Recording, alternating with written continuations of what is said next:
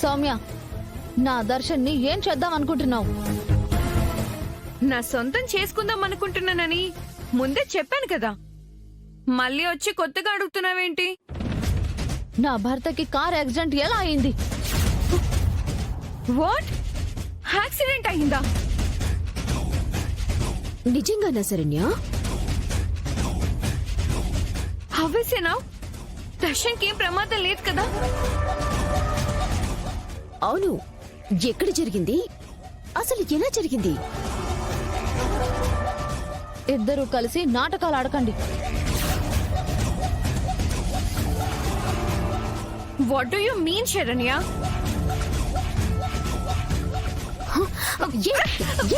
శరణ్య,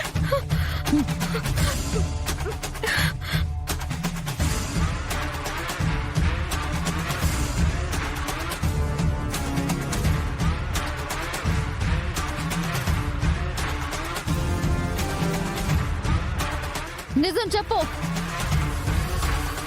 నా భర్తకు అటువంటి ప్రమాదం జరగడానికి కారణం మీరే కదా?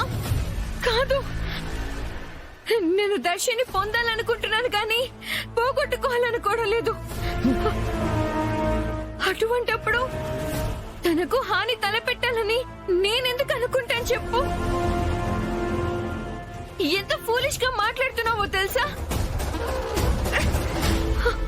శరణ్య, ముందు నిజమేంటో తెలుసుకో, లేదంటే సౌమ్య నీ మీద అటెంప్ట్ మర్డర్ కేసు పెడుతుంది.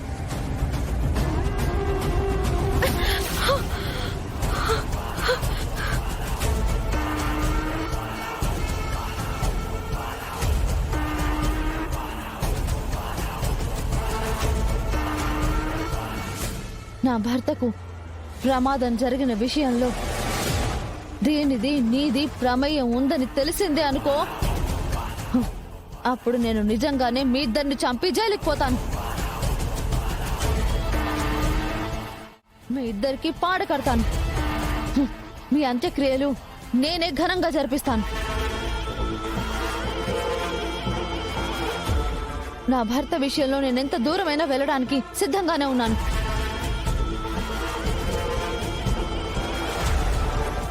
నిజం మీరు చెప్తే ఒకలా ఉంటుంది, నేను తెలుసుకుంటే మరోలా ఉంటుంది.